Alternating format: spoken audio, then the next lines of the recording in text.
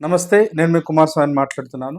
మిత్రులారా, ఈ వీడియోలో ప్రధానంగా దాదాపు ఒక 15, 20 రోజులుగా తెలంగాణ రాష్ట్రంలో ఒక రాజకీయ అంశంగా మారినటువంటి బీఆర్ఎస్ పార్టీలో అంతర్గతంగా జరుగుతున్నటువంటి ఒక రాజకీయ చర్చ, లేదా కుటుంబంలో ఉన్నటువంటి కలహాలు, అది ప్రజా జీవితంతో మమేకమైపోయిందనేటువంటి విధంగా మారినటువంటి ఒక నేపథ్యం.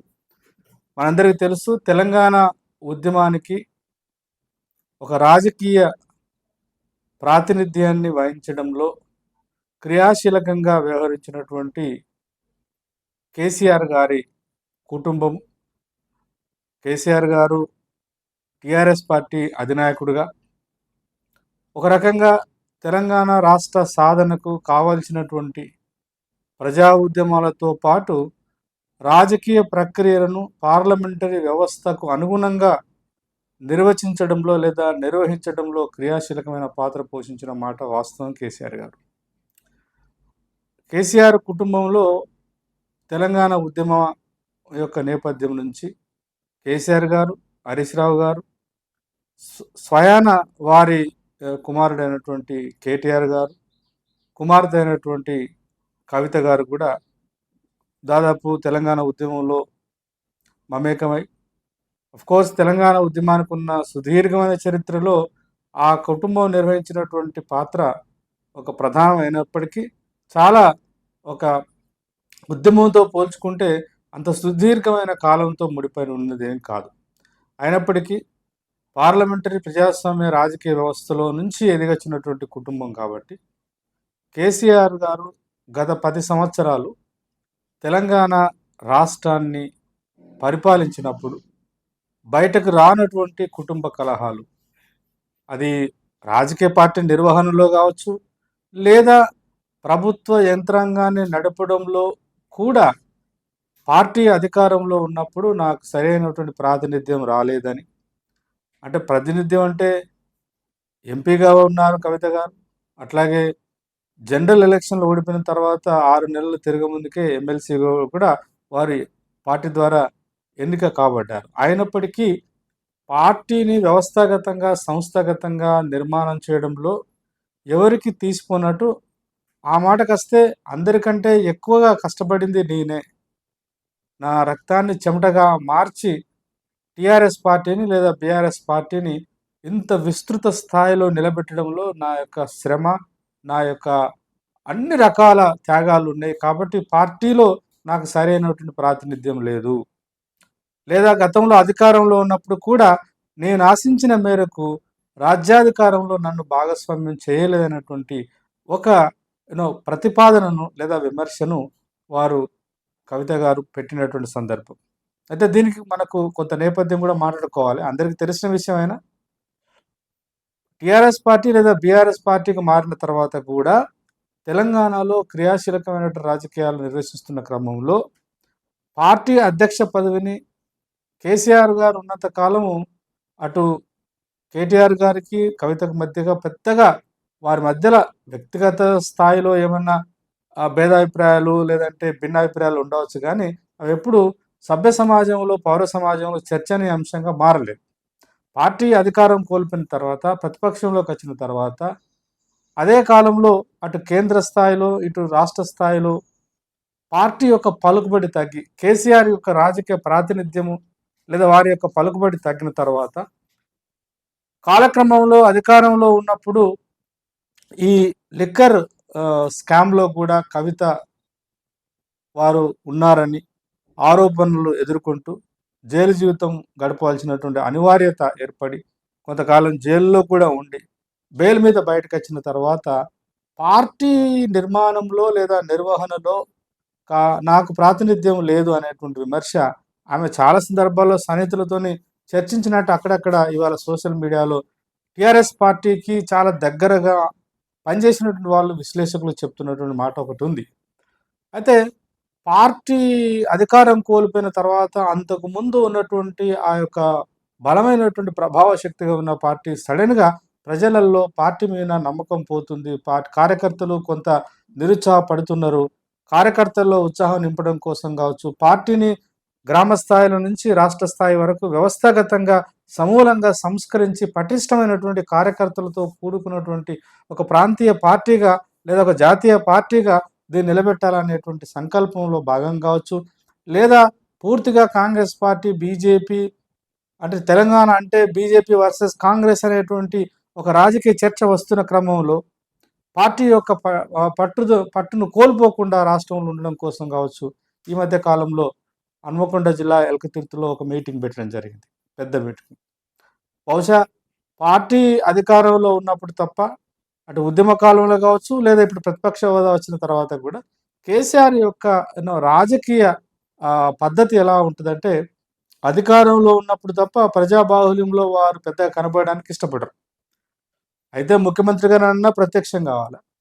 అంతే తప్ప ఈవెన్ ఉద్యమ కాలంలో కూడా ప్రజాక్షేత్రంలో నిలబడి ఇతర ఉద్యమకారుల్లాగా ఎండనక వానడక నిలబడి రోజు నిరంతరం ప్రజలతో మమేకమై చిన్న పెద్ద అనే తేడా లేకుండా ఉద్యమాలు నిర్మించి ధర్నాలు, రాస్తారోకోలు ఇవి ఏం చేయలేదు ఆయన. ఒక వ్యూహకర్తగా ఒక రకంగా ఒక ఒక ఒక చాలామంది ఆయన ఏమంటారంటే కేవలం రాజకీయ నాయకుడే కాదు, ఒక దార్శనికత ఉన్నటువంటి, దార్శనికత కంటే ప్రజా వ్యవస్థను సమూలంగా ప్రజాస్వామీకరించాలనే దార్శనికత కాదు, ఇప్పుడు అందుబాటులో ఉన్నటువంటి పార్లమెంటరీ ప్రజాస్వామ్య రాజకీయ వ్యవస్థలో తనదైనటువంటి ఒక ప్రత్యేకతను చాటుకోవడం కోసము, లేదా తను అనుకుంటున్నటువంటి వ్యవస్థలో తన అధికారాన్ని పదిలపరుచుకోవడం కోసము నిరంతరము ఒక పొలిటికల్ మైండ్తో కూడుకున్నటువంటి ఒక వ్యక్తిత్వం అని అంటారు. అట్లా కేసీఆర్ గారు ఉన్నారు. అయితే ఆ మీటింగ్ జరిగిన తర్వాత కవిత గారు ఒక అంటే ప్రజాబాహుల్యంలో వస్తున్నటువంటి చర్చలు లేదా ప్రజల యొక్క అభిప్రాయాలు ఎలా ఉన్నాయి, కార్యకర్తల అభిప్రాయాలు ఎలా ఉన్నాయని చెప్పేసి మామూలుగా వారు తర్వాత ఒక లెటర్ లీక్ కావడం, ఆ లెటర్లో చాలా విషయాలు ప్రస్తావించినారు. ఎందుకు పార్టీ టీఆర్ఎస్ పార్టీ లేదా బీఆర్ఎస్ పార్టీ ప్రజల మనసుల్లో నుంచి మెల్లమెల్లగా తన స్థానాన్ని కోల్పోతున్నది, దానికి గల కారణాలు ఏమిటి అంటే ఈవెన్ కేసీఆర్ గారిని కూడా ఒక రకంగా గతంలో మీరు ఒక ఉద్యమకారులుగా ఉన్నప్పుడు మీరు వ్యవహరించిన తీరుకి పార్టీని అధికారంలోకి తీసుకొచ్చిన తర్వాత లేదా అధికారం కోల్పోయిన తర్వాత ప్రజాస్వామ్య వ్యవస్థలో, పార్లమెంటరీ వ్యవస్థలో అధికారం శాశ్వతం కాదనేది ఒక వాస్తవం కదా. ప్రతిపక్షంగా ఉండి కూడా అధికార పక్షం చేస్తున్నటువంటి తప్పులను లేదా ప్రజల యొక్క నిజమైన ఆకాంక్షలను మనం రాజకీయంగా వ్యక్తీకరించడంలో లేదా ప్రతిబింబించడంలో పార్టీ నాయకత్వము ఒక మేరకు ఫెయిల్ అవుతుందనే విధంగా, అంటే అటు ఎస్సీ వర్గీకరణ విషయంలో కూడా పార్టీ ఒక స్పష్టమైనటువంటి ఒక నిర్ణయం తీసుకున్నప్పటికీ స్పష్టమైనటువంటి కార్యాచరణ లేదని, అట్లాగే బీజేపీ మీద ఒక రాజకీయపరమైనటువంటి ఇంకా బలమైనటువంటి విమర్శ చేయలేకపోయిందని, అట్లాగే బీసీ సామాజిక వర్గానికి సంబంధించినటువంటి ఆ కులగణన కావచ్చు లేదా జనగణన విషయంలో కావచ్చు, లేదంటే ఆపరేషన్ కగార్ నక్సల్స్ని పూర్తిగా దేశంలోనే నక్సల్స్ వ్యవస్థను పూర్తిగా తుదముట్టిస్తామని చెప్పేసి అంతర్గతంగా భారతీయ పౌరులుగా పుట్టి పెరిగి రాజకీయ వైరుధ్యంతో ఒక సాయుధ పోరాటాన్ని చేస్తున్నటువంటి ఆ పార్టీ లేదా పార్టీ మీద జరుగుతున్నటువంటి అంతర్గతంగా జరుగుతున్నటువంటి కేంద్ర ప్రభుత్వం చేపట్టినటువంటి ఒక యుద్ధ వాతావరణాన్ని కూడా ఆశించిన మేరకు దాని మీద స్పందించలేకపోయింది నాయకత్వం. కాబట్టి ఇటు సామాజిక వర్గాలుగా చూసుకుంటే బీసీలు, ఎస్సీలు, ఎస్టీలు, అట్లాగే పార్టీకి బలమైనటువంటి పునాదులను, బలమైనటువంటి మేధోపరమైనటువంటి ఆలోచనలను అందించినటువంటి వామపక్ష భావజాలం ఉన్నటువంటి వాళ్ళు కూడా మెల్లమెల్లగా పార్టీకి దూరం అవుతున్నారు. పార్టీ నిర్మాణంలో కావచ్చు, నిర్వహణలో ఇన్ని లోపాలు ఉంటే పార్టీకి చాలా కష్టము అని చెప్పేసి మాట్లాడడం కావచ్చు. దాంతోపాటు అంతర్గతంగా, సంస్థాగతంగా పార్టీ నిర్మాణంలో కావచ్చు, దాన్ని నిర్వహించడంలో కూడా నాకు అంటే కవిత గారికి సరైన ప్రాతినిధ్యం లేదని కూడా వారు వ్యక్తీకరణ చేసినట్టు మనకు ఆ లెటర్ బయటికి రావడం ద్వారా జరిగింది. ఈ నేపథ్యంలో అయితే ఉద్యమంలో భాగంగా చాలా జాగ్రత్తగా, చాలా చాకచక్యంగా ఒక పద్ధతి ప్రకారం కవిత తెలంగాణ ఉద్యమం జరుగుతున్నప్పుడు కూడా వారు ఉద్యమంలోకి ఎంటర్ అయినారు. ఒకవైపు రాజకీయ పార్టీ ఉంటుంది, ఎన్నికలు, రాజకీయాలు, ఓట్లు, సీట్లు, ఈ వ్యవహారం అంతా కూడా కేసీఆర్ గారు చక్కదిద్దేవారు. దానికి కొంచెం భిన్నంగా పార్టీలు ఓ ప్రజాస్వామ్య వ్యవస్థలో, పార్లమెంటరీ వ్యవస్థలో ఎప్పుడు అధికారం అనేది ఒక ఒక రకంగా చదరంగంలాగా, ఒక చెస్ ఆటలాగా ఉంటది కాబట్టి, పూర్తి స్థాయిలో ఉద్యమాలు నిర్మించేటువంటి ఆలోచన కేసీఆర్‌కి అప్పుడు లేనప్పుడు, ప్రజలతో మమేకం కావడం కోసం అని చెప్పేసి తెలంగాణ జాగృతి అనేటువంటి ఒక రకంగా చెప్పాలంటే ఒక ఉద్యమ సంస్థలాగా, ఒక పరిమితులతో కూడుకున్న అంటే అగ్రకుల నేపథ్యము లేదా అర్బన్ నేపథ్యంతో కూడుకున్న మధ్యతరగతి వర్గం నుంచి ఎదిగొచ్చినటువంటి విద్యార్థులను లేదా ఉద్యమకారులను, ఆ తెలంగాణ జాగృతి పేరు మీద యువతను, యువకులను కొంత దానికి అనుబంధంగా అప్పటినుంచి తీసుకుంటూ వస్తున్నారు.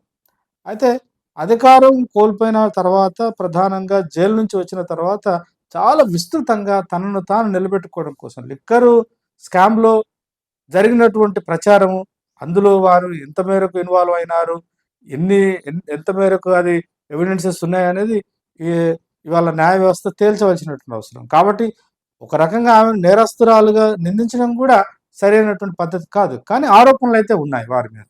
ఆ నేపథ్యంలో నుంచి ఒక ఉద్యమకారురాలుగా ప్రొజెక్షన్ అయినటువంటి ఒక పర్సనాలిటీ సడెన్‌గా లిక్కర్ స్కామ్, అందులో మహిళల జీవితాన్ని చిన్నాభిన్నం చేసి సంసారాలను ధ్వంసం చేస్తున్నటువంటి ఈ మద్యం స్కామ్‌లో ఉండడం అనేది తప్పకుండా రాజకీయంగా ఒక పెద్ద మచ్చలాగానే మిగిలిపోయింది ఆమెకు. దానిలో నుంచి బయటపడడం కోసం కావచ్చు, లేదా అంతర్గతంగానే నాకున్నటువంటి క్వాలిటీస్ కేవలం ఆడబిడ్డగా పుట్టడమే నేను చేసుకున్న పాపమా? ఎందుకు నాకిన్ని రాజకీయ లక్షణాలు, నాయకత్వ లక్షణాలు, ఉద్యమ లక్షణాలు, అందరిని ఆకట్టుకోగలిగేటువంటి ఒక చరిస్మాటిక్ పర్సనాలిటీ ఉన్న తర్వాత కూడా నన్నెందుకు పార్టీలో నాకు రావాల్సిన ప్రాతినిధ్యం ఇవ్వట్లేదని కొట్లాడుతున్నటువంటి సందర్భం అది బయటకొచ్చింది. ఈ సందర్భంగా తెలంగాణలో ఒక చర్చ వస్తుంది. అదేంటంటే తెలంగాణలో ఒక పొలిటికల్ వాక్యూమ్ ఏమైనా ఉందా? టీఆర్ఎస్ పార్టీ అనేది మెల్లమెల్లగా గతంలో తనకున్నటువంటి ఓట్ బ్యాంకును లేదా ప్రాతినిధ్య ఓట్ బ్యాంకును కోల్పోతుందా? అంటే తెలంగాణ ఉద్యమంలో భాగంగా టీఆర్ఎస్ పార్టీని ఆదరించినటువంటి ప్రజారాస్తులు, అటు బీసీలు కావచ్చు, ఇటు ఎస్సీలు కావచ్చు, ఎస్టీలు కావచ్చు, సహజంగానే తెలంగాణ సమాజం అంతా కూడా గతంలో ఆదరించిన గొప్పగా ఇప్పుడు ఆదరించలేకపోతున్నది. కాబట్టి అటు బీజేపీ, కాంగ్రెస్ మధ్య లేదా ఇతర పార్టీలకు, బలమైనటువంటి పార్టీలకే ఈ తెలంగాణలో రాజకీయ భవిష్యత్తు ఉందా అనేటువంటి ఒక అనుమానం కూడా వాళ్ళలో బహుశా కలిగినట్టుంది. కాబట్టి ఏమంటున్నారంటే కవిత తప్పకుండా ఒక రాజకీయ పార్టీని పెడుతుంది. అందుకనే తెలంగాణలో మరో రాజకీయ పార్టీకి అవకాశం ఉందా అని క్వశ్చన్ మార్క్స్ పెట్టి ఎడిటోరియల్ రాసిన పత్రికలు ఉన్నాయి. టీవీలలో డిబేట్ చేస్తున్నటువంటి సందర్భం. సరే, ఇది ఒక భారతీయ పౌరురాలుగా ఎవరైనా కూడా, భారతదేశంలో పుట్టినటువంటి ఎవరైనా, స్త్రీ అయినా పురుషుడైనా, ఒక భారతీయులుగా ఉన్నప్పుడు వాళ్ళకు భారత రాజ్యాంగం కల్పించినటువంటి ఒక హక్కు ఏమిటంటే ఎవరైనా ఒక రాజకీయ పార్టీని పెట్టుకోవచ్చు. పార్టీ పెట్టుకోవడానికి ఎవరు అభ్యంతరం వ్యక్తం చేయాల్సిన అవసరం లేదు. కానీ ఇవాళ ఈ సందర్భంగా నేను కొన్ని ప్రధానమైన విషయాలు సూటిగా కవిత గారిని సమర్థిస్తున్నా, లేదా రాజకీయ పార్టీలకు ఉండవలసినటువంటి ఒక మౌలికమైనటువంటి రాజకీయ తాత్వికత మీద కూడా కొంత విశ్లేషణ చేయదలుచుకున్నాను. ఏమంటున్నారు? తెలంగాణలో ప్రధానంగా కవిత ఏం మాట్లాడింది? ఒకటి, పార్టీ ఒకవేళ నేను టీఆర్ఎస్లో కొనసాగాలనుకుంటే, నా అవసరం ఉందని పార్టీ భావిస్తే, అవసరం అనుకుంటే అధ్యక్ష పదవి కూడా నాకెందుకు ఇవ్వకూడదు? కార్యనిర్వహణ అధ్యక్షుడు నిరంతరం ఎందుకు కేటీఆర్ గారే ఉండాలి? లేదా పార్టీ అంటే కేటీఆర్, హరీష్ రావు లేదా ఒకరిద్దరు ఆ కుటుంబంలో ఉన్న వాళ్ళేనా? పార్టీ అంటే కేవలము పురుషాధిపత్యంలోనే బీఆర్ఎస్ పార్టీ ఉండాలా అనేటువంటి ఒక మౌలికమైన ప్రశ్నను వేయకుండానే కవిత గారు సంధిస్తున్నారు టీఆర్ఎస్ పార్టీ మీద. టీఆర్ఎస్ పార్టీ మీద లేదా బీఆర్ఎస్ పార్టీ మీద సంధించడం అంటే ఒక రకంగా కొరకరాన్ని కొయ్యగా కేసీఆర్ గారు కూడా ఆమె తయారైంది. అయితే ఈ నేపథ్యం అది కుటుంబ సమస్యగా ఉన్నంతకాలం ఎవరికి అభ్యంతరం ఉండవలసిన అవసరం లేదు. ఎందుకంటే భారతదేశంలో ప్రతి రాజకీయ పార్టీ కూడా జాతీయ పార్టీల నుంచి మోలుకుంటే, ఎక్సెప్ట్ బీజేపీ లేదా సిపిఐ, సిపిఎం పార్టీలు కొంత వెసులుబాటు తీసుకున్నప్పటికీ దాదాపు అన్ని రాజకీయ పార్టీలు, ప్రధానంగా ప్రాంతీయ పార్టీలు అన్నీ కూడా కుటుంబాల కేంద్రంగానే ఉన్నాయి. అది బీఆర్ఎస్కి మాత్రమే ఉన్నటువంటి జాడ్యం కాదు. అటు టీడీపీ కావచ్చు, లేకపోతే ఇప్పుడు వైఎస్ఆర్ పార్టీ కావచ్చు, ఆ తర్వాత తమిళనాడులో ఉన్నటువంటి డిఎంకే కావచ్చు, అట్లాగే ఈ బీహార్లో ఉన్నటువంటి, ఉత్తరప్రదేశ్లో ఉన్నటువంటి దాదాపు అన్ని రీజనల్ పార్టీస్ అన్నీ కూడా కుటుంబ నేపథ్యంలో నుంచి అధికారాన్ని ఇతరులకు ఇవ్వడానికి ఇష్టపడరు. అది సరైనది కాదన్నప్పటికీ అనివార్యంగా మనకు అందుబాటులో ఉన్నటువంటి రాజకీయ వ్యవస్థ. అప్పుడు ఈ సందర్భంలో నుంచి చూసినప్పుడు ఇవాళ పార్టీని పెట్టడానికి ఆమెకు ఏ ఎజెండాతోని వస్తుంది మరి కవిత గారు పార్టీ పెట్టడానికి? ఒకటి, ఒక రకంగా ఛాలెంజ్ బీఆర్ఎస్ పార్టీకి, కేసీఆర్ గారికి. ఏంటంటే, నాకు సరైనటువంటి ప్రాతినిధ్యం ఇస్తే నేను పార్టీలో పనిచేస్తా బలంగా. మళ్ళీ మా నాయకుడు కేసీఆర్ గారే అని అంటది. కేసీఆర్ దేవుడు కానీ, కేసీఆర్ చుట్టూ ఉన్న వాళ్ళందరూ కూడా దయ్యాలు. మరి దయ్యాలంటే ఎవరు? ఆయన చుట్టూ ఉండేటువంటి కొఠారి కూడా చాలా లిమిటెడ్ కొఠారి. అంటే సామాజికంగా తెలంగాణ పల్లెల్ని, తెలంగాణ ప్రజారాసుల్ని ఇప్పటికీ మానసికంగా, రాజకీయంగా, సామాజికంగా నియంత్రిస్తున్నటువంటి రెడ్ల యొక్క సహవాసం రాజకీయ అవసరం రీత్యా రెడ్లకు ప్రాతినిధ్యం ఉంటుంది కేసీఆర్ కొఠారిలో. తర్వాత వాళ్ళ కుటుంబమే. కాబట్టి ఆ కొఠారిలో ప్రధానంగా కేటీఆర్ గారు, హరీశ్రావు గారు, పెద్దగా ప్రజాబాహుల్యంలో బయటికి కనబడకుండా ఇంకొక మహానుభావుడు ఉన్నాడు, ఆయనే. వీళ్ళు ముగ్గురు కేసీఆర్, వీళ్ళే కదా. కేసీఆర్ చుట్టూనే ఈ ముగ్గురే దయాలా అనేటువంటి ఒక క్వశ్చన్ మార్క్ కూడా మనందరికీ తెలుసు. సో సరే కుటుంబ వ్యవస్థగా ఉన్నంత కాలం దాని మీద పెద్ద చర్చ చేయాల్సిన అవసరం లేదు. కానీ ఇవాళ కవిత గారు బహుశా 2009, 2010లో నేను విద్యార్థి ఉద్యమంలో ఉండి తెలంగాణ కోసం ఉస్మానియా యూనివర్సిటీ జేఏసీగా పనిచేస్తున్నటువంటి ఆ 6 months కాలంలో కవిత గారిని ఒక ఉమెన్గా తప్పకుండా ఐ రెస్పెక్ట్ హర్. కానీ తెలంగాణ జాగృతి, తెలంగాణ ప్రాంతం యొక్క సామాజిక లేదా సాంస్కృతిక అస్తిత్వానికి నేనే ఒక ప్రతినిధిని అనేటువంటి పద్ధతిలో వారు తెలంగాణ జాగృతిని పెట్టి బతుకమ్మ యొక్క ప్రాతినిధ్యాన్ని, దాని యొక్క ప్రాముఖ్యతను, తెలంగాణ పండుగల యొక్క ప్రాముఖ్యతను వివరిస్తున్నప్పుడు, లేదా వాటి కేంద్రంగా రాజకీయాలు నిర్మించాలి, ప్రజల్లోకి పోవడానికి తెలంగాణ సంస్కృతిని, తెలంగాణ వారసత్వాన్ని మళ్ళొక్కసారి ఒక గౌరవప్రదంగా మనము ఆవిష్కరించాలనేటువంటి ఒక పెద్ద చర్చ జరుగుతున్నప్పుడు, తెలంగాణ ఆటకు, తెలంగాణ పాటకు, తెలంగాణ తిండికి, తెలంగాణ భాషకు, తెలంగాణ యాసకు, తెలంగాణ కట్టుకు, తెలంగాణ బొట్టుకు ప్రతినిధులము మళ్ళీ మేమే అని వారు తెలంగాణ జాగృతి ద్వారా వస్తున్నప్పుడు బహుశా 2011, 10లో కూడా ఈ ప్రశ్న వేయడం జరిగింది. సంతోషం. ఎవరైనా కూడా ఒక సంఘం పెట్టుకొని, ఒక సంస్థను పెట్టుకొని, ఒక రాజకీయ పార్టీని పెట్టుకొని పనిచేయడానికి ఎవరికేం అభ్యంతరం ఉండవలసిన అవసరం లేదు. స్వతంత్ర భారతదేశంలో భారత రాజ్యాంగం ప్రతి పౌరులకు ఇచ్చినట్టు కవిత గారికి కూడా అబ్సల్యూట్ ఫ్రీడమ్ ఉంది. కానీ వారు ఏ అంశాలను కేంద్రంగా చేసుకొని మాట్లాడుతున్నారు అనేది ఒక ప్రధానమైన ప్రశ్న.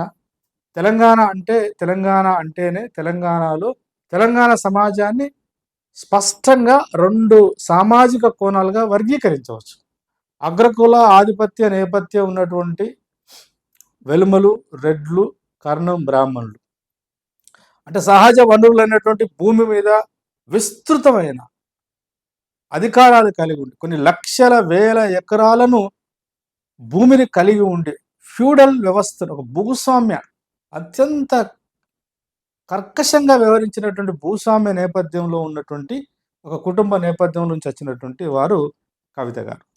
కాబట్టి కవిత గారు జాగృతిని పెట్టుకొని తెలంగాణ పండుగలు, తెలంగాణ సంస్కృతి, తెలంగాణ బతుకమ్మ, తెలంగాణ బోనాలు, తెలంగాణ ఆహారాలు, తెలంగాణ ఆచారాలు, వ్యవహారాలు, భాష ఇత్యాది సాంస్కృతిక అంశాలను మాట్లాడుతున్నప్పుడు కనీసము గతంలో కొన్ని వందల వేల సంవత్సరాలుగా, ఒక రకంగా కొన్ని తరాలుగా, కొన్ని యుగాలుగా తెలంగాణ ప్రాంతంలో ఉన్నటువంటి బీసీ, ఎస్సీ, ఎస్టీ ప్రజలను అత్యంత క్రూరంగా హింసించి, దోపిడీ చేసి, వారి యొక్క ప్రాణాలను, మానాలను హరించి వేసినటువంటి ఒక భూస్వామ్య వ్యవస్థ నుంచి ప్రజాస్వామ్య వ్యవస్థలోకి ఒక సమాజంలోకి ఒక ఉన్నతమైనటువంటి నేపథ్యాన్ని ఆవిష్కరించుకోవాలనే ప్రయత్నం చేస్తున్నప్పుడైనా కనీసము ఒక చారిత్రక, సామాజిక పశ్చాత్తాపాన్ని వ్యక్తం చేయాల్సిన అవసరం ఉందని చెప్పేసి ఆ రోజు ప్రశ్నించినటువంటి సందర్భం. ఇవాళ కూడా ఏమంటున్నారు వారు? సామాజిక న్యాయం జరగలేదు, సామాజిక న్యాయ తెలంగాణ ఇంకా నెరవేరలేదు తెలంగాణలో. కాబట్టి రాబోయే కాలంలో సామాజిక న్యాయ తెలంగాణ సాధన కోసం నేను ఉద్యమిస్తాను, నేను రాజకీయాలు నిర్వచిస్తాను అని చెప్పేసి మాట్లాడుతున్నారు. ఇది ఒక రకంగా చాలా ఆహ్వానించక పరిణామం. ఏమిటి సామాజిక న్యాయ తెలంగాణ గురించి కనీసం అధికారం కోల్పోయిన తర్వాతనైనా రియలైజేషన్ అయి మాట్లాడినందుకు నేను అప్రిషియేట్ హర్ ఇనిషియేషన్. అయితే సామాజిక న్యాయం అంటే ఏమిటి అని నిర్వచించవలసిన అవసరం ఉంది. వారెక్కడ కూడా సామాజిక న్యాయం అంటే కేవలం బయటికి కనబడుతున్న కంటికి కనబడుతున్నటువంటి రాజకీయ వ్యవస్థలో బీసీలకు, ఎస్సీలకు, ఎస్టీలకు ప్రాతినిధ్యం ఇవ్వడమే సామాజిక న్యాయమా? లేదా సమూలమైనటువంటి అన్ని వ్యవస్థల్లో కూడా సమూలమైన మార్పును ఆశిస్తున్నారా? ఉదాహరణకు ప్రకృతి సిద్ధంగా మానవ సమాజానికి లభించినటువంటి సహజ సంపదలైనటువంటి గాలి, నీరు, భూమి ఇత్యాది సహజ సంపదలన్నిటిని, అడవులను, సహజ సంపదలన్నిటిని కూడా ఈ తెలంగాణ భూభాగంలో భాగమైనటువంటి అన్ని ప్రజారాశులకు వాళ్ళ సమానత్వం ప్రాతిపాదికమైన పంచాలని కోరుకుంటున్నారా? లేదా సామాజిక న్యాయం అనేటువంటిది ఇటు టిఆర్ఎస్ పార్టీ కేవలం ఒక వెలుమ పార్టీగానే మిగిలిపోయింది, లేదా రెడ్ల వెలుమల యొక్క ఒక ఒక ఫెడరేషన్గా మారిపోయిందని ఒక బలమైన విమర్శ బీసీల నుంచి, ముఖ్యంగా ఎదిగొచ్చినటువంటి రాజకీయ చైతన్యం ఉన్నటువంటి ఎస్సీ ఎస్టీల నుంచి వస్తున్న విమర్శకు ఒక విరుగుడుగా ఈ ప్రతిపాదన తీసుకొస్తున్నారా అనేటువంటిది కూడా ఇవాళ సమాజం ఆలోచించవలసిన అవసరం ఉంది. కాబట్టి ఒక నిజమైన ప్రతిపక్షంగా బీఆర్ఎస్ లేదు అనేది వారు అంటున్నది వాస్తవానికి 100% కరెక్ట్. అధికారంలోకి వచ్చినటువంటి కాంగ్రెస్ పార్టీ అనేక వాగ్దానాలు చేసింది ఈ రాజ్యానికి, ఈ సమాజానికి, ఈ ప్రజలకు. కానీ ఆచరణాత్మకంగా చూసినప్పుడు కేవలం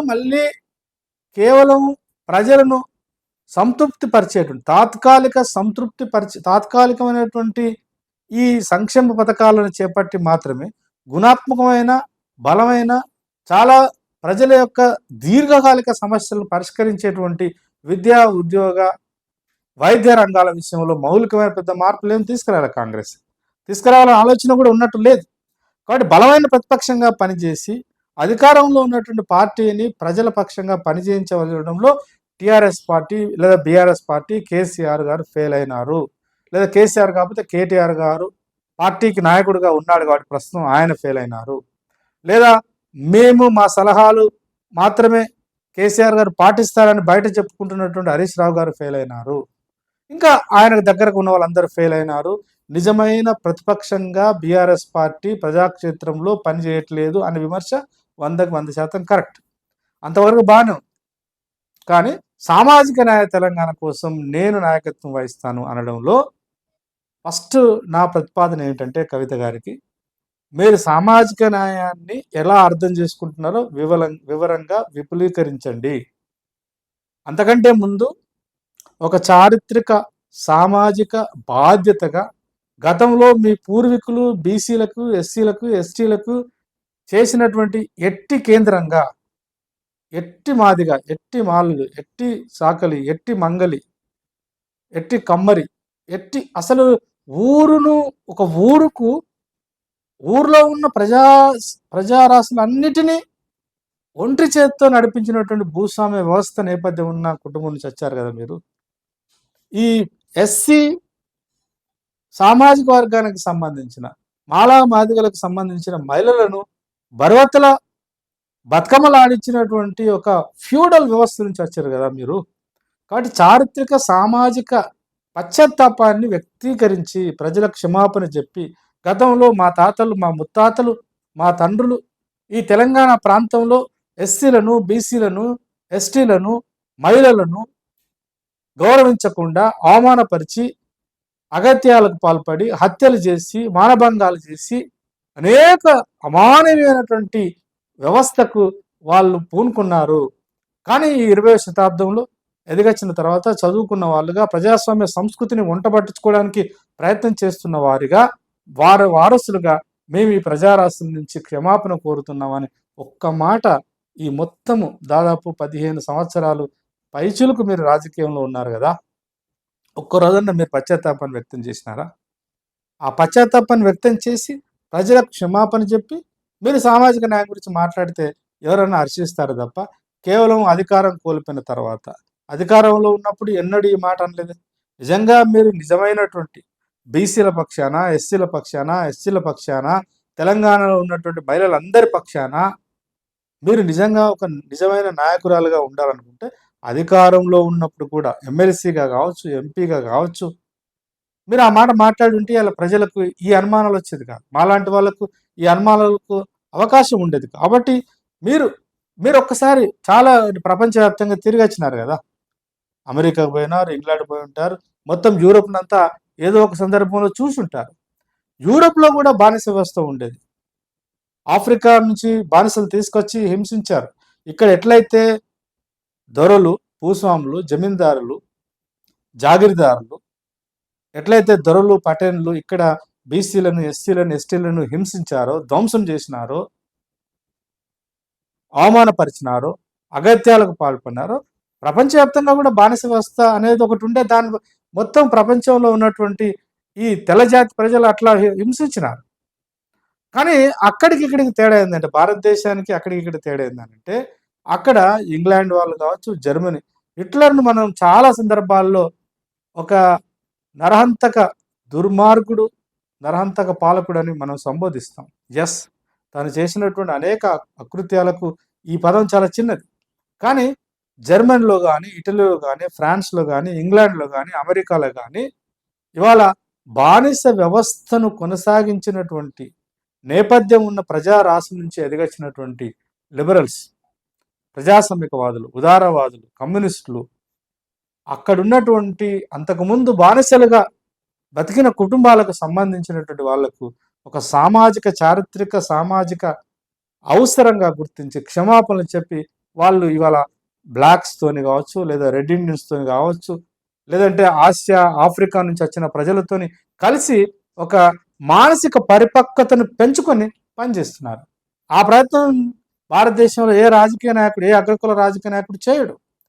కానీ తెలంగాణకు ఒక నేపథ్యం ఉంది. తెలంగాణ అంటేనే ఉద్యమాల గడ్డ అని. తెలంగాణలో ఎట్లాంటి అవమానాన్ని భరించడానికి ప్రజలు సహించరని మీకు తెలుసు.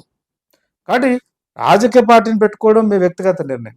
కానీ ఇవాళ ఒక పక్కన ఎదిగొచ్చినటువంటి ఎస్సీ, ఎస్టీ, బీసీ సామాజిక వర్గాల నుంచి వస్తున్నటువంటి ఒక రాజకీయ చైతన్యానికి గండి కొట్టడం కోసమే మీరు ఏమైనా రాజకీయ వ్యూహాత్మకంగా రాజకీయ కుట్రలు చేస్తున్నారన్న అనుమానం కూడా ప్రజలలో బలంగా ఉంది. పార్టీ పెట్టుకోవడం మీకున్న స్వేచ్ఛ, పార్టీని పెట్టుకొని పనిచేయడం మీకున్నటువంటి అవకాశం ఉంది. But before you start your own party, if at all you are really interested to come up with a party of your own, you have a absolute right. But party పెట్టుకోవడానికన్నా ముందు మీ తండ్రి చేయలే, మీ తండ్రి కూడా చేయలే, కేసీఆర్ గారు కూడా ఎన్నడూ అవసరం అనుకుంటే చాలా సందర్భాల్లో ఎస్, నేను భూస్వామ్య కుటుంబంలో పుట్టినాను, నేను భూస్వామినే, 100 ఎకరాల భూస్వామిని, మా యొక్క ఖాందాని చాలా పెద్దది అని గర్వంగా చెప్పుకున్నాడు. ఆ ఖాందానిని ఆవిష్కరించడంలోనే ఒక రకమైనటువంటి అగ్రకుల ఆధిపత్య రాజకీయ సంస్కృతి ఉంది కదా. కాబట్టి మరి ఆ తరం, ఆయనకి ఇప్పుడు దాదాపు 70 సంవత్సరాల దగ్గరే ఉంటాడు. ఆ తరంతో మీరు అట్లాగే ఉంటారా, లేదా ఏమైనా మార్పు ఉందా? మానసిక వైకల్యంతోనే ఉంటారా, మానసిక పరిపక్వతను ప్రదర్శిస్తారా? మీరు నిర్ణయించుకోండి. మీరు రాజకీయ పార్టీ, సామాజిక తెలంగాణ మాట్లాడేటువంటి నైతిక అర్హత మీకు కానీ అగ్రకులాలకు ఎవరికి లేదు. ఎందుకంటే మీరు అధికారంలో ఉన్నప్పుడు కావచ్చు, అధికారంలో లేనప్పుడు కావచ్చు, బహుశా మనిషి ఏ కులంలో పుట్టినా, ఏ కులంలో నుంచి వచ్చినా కూడా, ఏ సామాజిక నేపథ్యంలో వచ్చినా కూడా, మనం ఎదుగుతున్న క్రమంలో మనం నేర్చుకున్నటువంటి విద్య, జ్ఞానము, పరిజ్ఞానము, పరిపక్వత, మన నేపథ్యంలో జరిగిన వాటిని కూడా పశ్చాత్తాపాన్ని వ్యక్తీకరించాలి కదా. ఆ ప్రయత్నం ఏం చేయలేదే అగ్రకుల నాయకులు, మీరు కూడా చేయట్లేదు. కాబట్టి రాజకీయ పార్టీ పెట్టుకుంటారా, పెట్టుకోండి. కానీ పెట్టుకునే ముందు సామాజిక న్యాయం అనేటువంటి మాటను, మళ్ళీ సామాజిక న్యాయం అనేది ఎప్పుడెప్పుడైతే బలంగా దేశంలో కావచ్చు, తెలంగాణలో కావచ్చు, ఒక బలమైన రాజకీయ నిర్ణయంగా, ఒక నినాదంగా బయటకు వస్తున్నప్పుడల్లా ఈ అగ్రకుల నేపథ్యం ఉన్నటువంటి వాళ్ళు కొంతకాలం తెలంగాణ పేరు మీద, అంతకుముందు తెలుగు ఆత్మగౌరవం పేరు మీద, అంతకంటే ముందు ఇంకొక రకాల పేరు మీద, ఇలా ఎప్పుడూ అగ్రకులాలే. నిజమైన సామాజిక రాజకీయ న్యాయాన్ని ప్రజలు కోరుకున్నప్పుడల్లా వీలైతే హింస ద్వారా దాన్ని ధ్వంసం చేయడం, లేదంటే బాధితులు మాట్లాడుతున్నటువంటి భాషనే మళ్ళీ ఎవరైతే అధికారంలో ఉండి లేదా ఆధిపత్యంలో ఉన్న శక్తులే మాట్లాడడం అనేది ఇవాళ చరిత్రపూర్వకంగా జరుగుతుంది. బహుశా తెలంగాణ సమాజం కూడా గమనించాలని చెప్పేసి ఈ సందర్భంగా నేను విజ్ఞప్తి చేస్తున్నాను. ముఖ్యంగా తెలంగాణలో ఈ తరానికి సంబంధించిన బీసీ, ఎస్సీ, ఎస్టీ, ఇతర అణగారిన సామాజిక వర్గాలకు సంబంధించిన ముఖ్యంగా స్త్రీలు కూడా అది ఏ సామాజిక వర్గం నేపథ్యం నుంచి వచ్చినా కూడా కొంత ఆలోచించవలసిన అవసరం అయితే ఉంది. అంటే డబ్బులున్నాయని చెప్పేసి, అధికార పలుకుబడి ఉందని చెప్పేసి, మీడియా ఉంది, మాఫియా ఉంది, అన్నీ ఉన్నాయని చెప్పేసి, కవిత లాంటి వాళ్ళ వెనకాల మళ్ళీ సామాజిక న్యాయం అంటుంది కదా అని చెప్పేసి పలావం అని పరిగెత్తిపోతే మళ్ళీ ఒక 20 సంవత్సరాలు మళ్ళీ ఒక తరం నష్టపోయేటువంటి ఒక ప్రమాదం ఉంది. వాళ్ళ సామాజిక న్యాయం కేంద్రంగా భూములు పంచాలని, సామాజిక న్యాయ కేంద్రంగా ఉద్యోగాల్లో అన్ని సామాజిక వర్గాలకు సరైన ప్రాతినిధ్యం కల్పించాలని, సామాజిక న్యాయం నేపథ్యంలో నుంచే రాజకీయాలలో సీట్లు ఇవ్వడం, గ్రామ స్థాయి నుంచి రాష్ట్ర స్థాయి వరకు సీట్ల కేటాయింపు కావచ్చు, పదవులను ఇవ్వడం కావచ్చు, లేదా అన్ని రకాలలో సూక్ష్మ స్థూల అనేటువంటి భేదం లేకుండా ఎక్కడెక్కడైతే ప్రజా వ్యవస్థతో సంబంధం ఉన్న అన్ని రంగాలలో, అన్ని అవకాశాలలో సామాజిక న్యాయాన్ని పాటించడం అంటే ఈ దేశంలో లేదా ఈ రాష్ట్రంలో ఉన్నటువంటి ప్రజారాశుల యొక్క న్యాయమైన, ధర్మమైన, నిజమైన ప్రాతినిధ్యానికి అవకాశాలు కల్పించడమే. మరి ఆ ప్రయత్నం చేస్తారా? అంటే నాకైతే డౌట్. అది కేసీఆర్ గారు గానీ, అది కేటీఆర్ గారు గానీ, ఇవాళ అధికారంలో ఉన్నటువంటి ఇటు రెడ్లు గానీ, ఇటు వెలుమలు గానీ, లేదా అగ్రకుల నేపథ్యంలో నుంచి వచ్చి అంత సామాజిక పరివర్తన చెంది అంటే పూర్తి స్థాయిలో ఒక రకమైనటువంటి ఒక సెయింట్‌హుడ్ కావాలి దానికి. అంటే పూర్తిగా అంటే భౌతిక జీవితాన్ని త్యజించగలిగేటువంటి ఒక ఒక పీక్ లెవెల్ మానసిక పరిపక్వత ఉంటే తప్ప అది సాధ్యం కాదు. కాబట్టి ఆ ప్రయత్నాలు వీళ్ళు చేస్తారనైతే నేను ఆశించడం లేదు. కాబట్టి తెలంగాణలో తప్పకుండా బీసీలు ఇవాళ చైతన్యవంతంగా కొంత ఆలోచిస్తున్నారు. ఒక రాజకీయ పార్టీ, బలమైన రాజకీయ పార్టీ బీసీ ప్రజల యొక్క రాజకీయ చైతన్యాన్ని కూడగట్టుకొని దానికి ఒక నేపథ్యాన్ని ఇవ్వగలిగేటువంటి రాజకీయ పరిపక్వతతోని త్యాగం చేయడానికి సిద్ధపడ్డటువంటి ఒక బీసీ నాయకుడు లేడు. అయితే ప్రజలు ఆలోచిస్తున్నారు.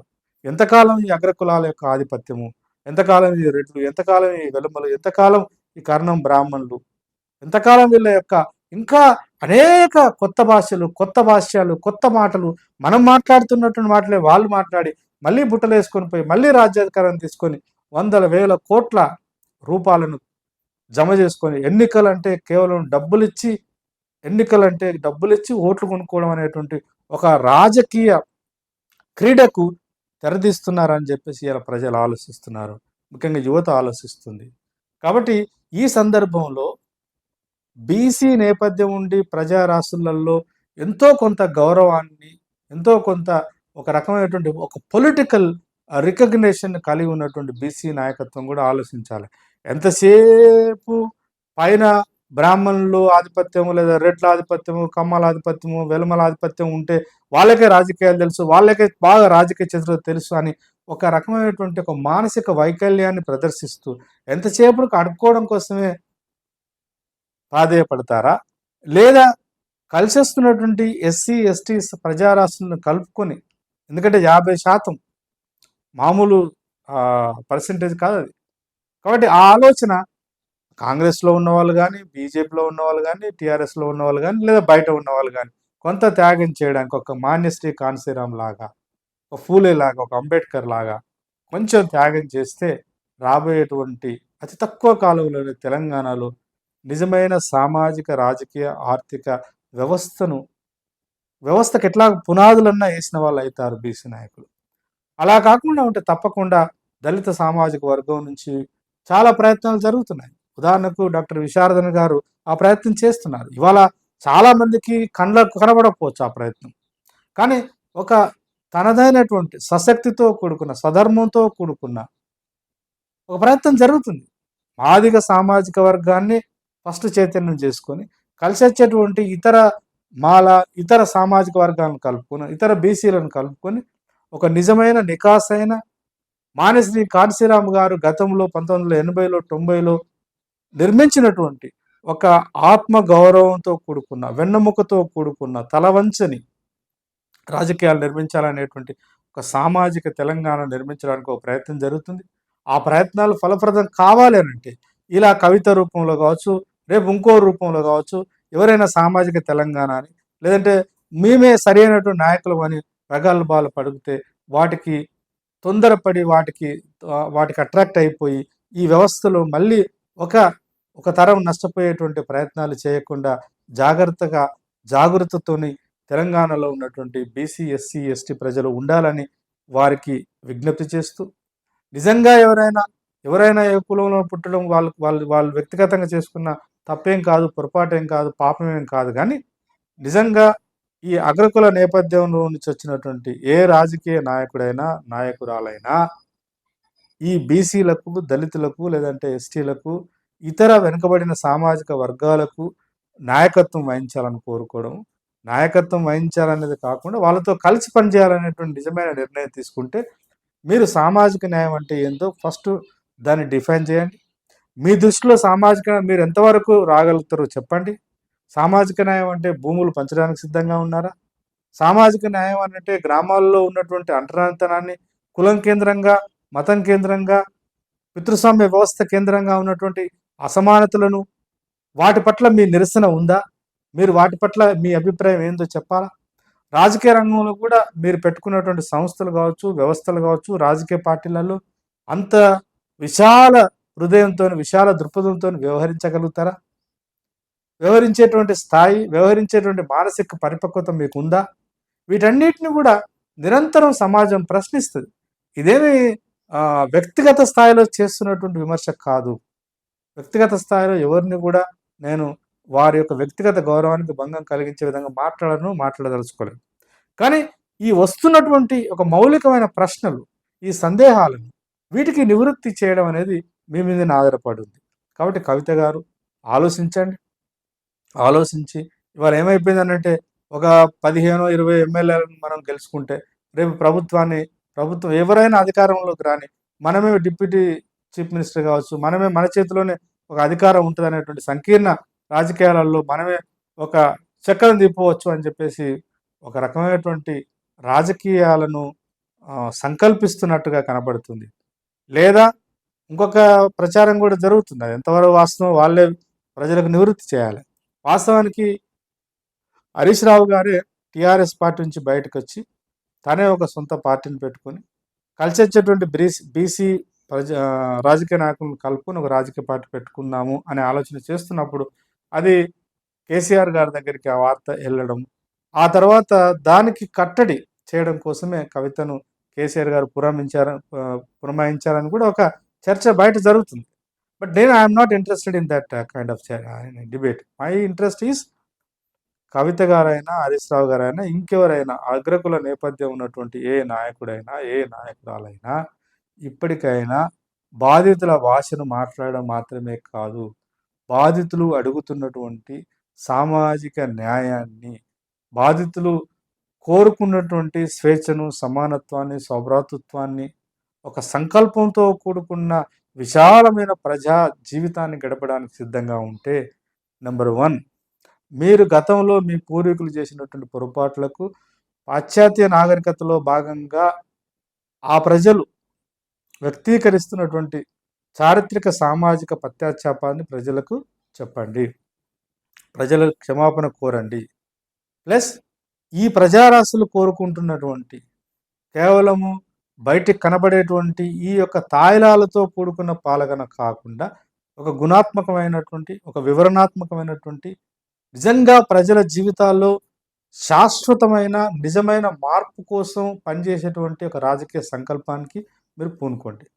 వీలైతే నెంబర్ థర్డ్ నా ప్రతిపాదన ఏంటంటే, ఎదిగస్తున్నటువంటి ఎస్సీ, ఎస్టీ, బీసీ రాజకీయ చైతన్యం కలిగినటువంటి రాజకీయ నాయకత్వంతో కలిసి కార్యకర్తలుగా పనిచేయడానికి సిద్ధపడండి.